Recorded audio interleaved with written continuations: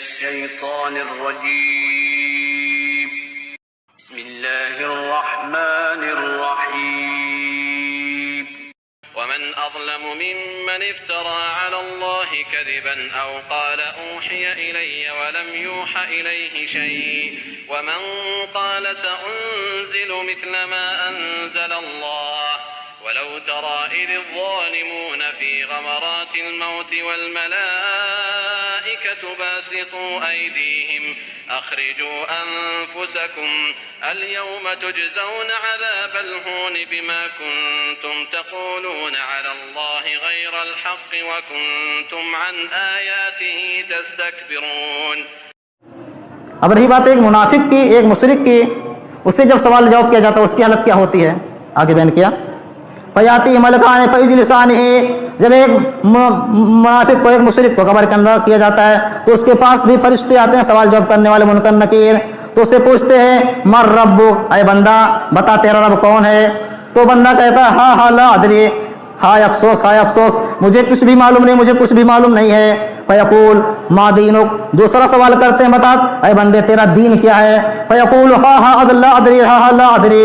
پھر وہ بندہ افسوس کرتا ہے افسوس ہائے افسوس، مجھے کچھ بھی نہیں معلوم، مجھے کچھ بھی نہیں معلوم.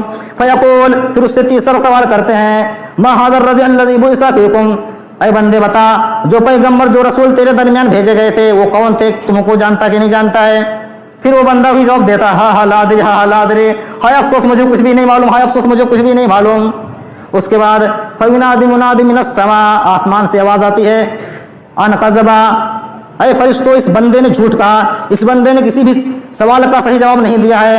فابرسوہ من النار والبسوہ من النار وافتحوا لہ من النار، تو اے فرشتوں اب تم اس کے قبر کے اندر جہنم کا بچھونا بچھا دو، آگ کا بچھونا بچھا دو، اور اس کو جہنم کا لباس، آگ کا لباس پہنا دو، اور اس کے قبر کے اندر جہنم کی کھڑکی کھول دو. پس اس کو جہنم کا لباس، آگ کا لباس پہنا دیا جاتا ہے، آگ کا بچھونا بچھا دیا جاتا ہے، اور جہنم کی کھڑکی کھول دی جاتی ہے.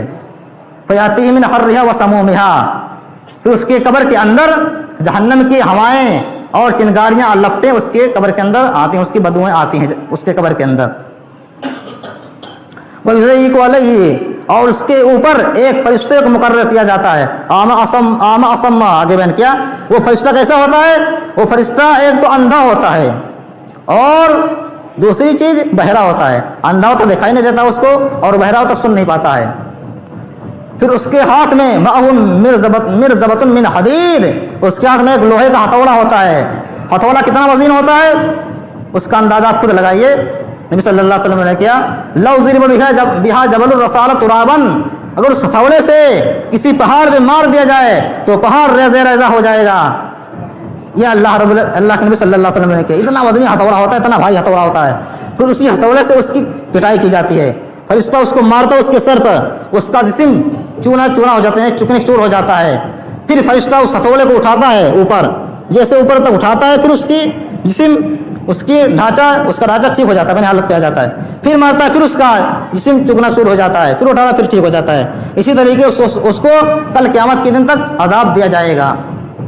اور یہ بھی میں نے کیا وَيُضَيِّقُ عَلَيْهِ قَبْرَهُ حَتَّى تَخْتَلِفَ فِي أَضْلَاعُهُ، اس کی قبر اس کو دبوچتی ہے، دباتی ہے اپنے اندر، یہاں تک کہ اس کی جسم کی ہڈیاں پسلیاں ادھر کی ادھر ہو جاتی، ادھر کی ہڈی ادھر ہو جاتا کرتی ہیں، ادھر کی ہڈیاں ادھر ہو جایا کرتی، اتنی تیزی کے ساتھ اس کو زمین دبوچتی ہے، دباتی ہے.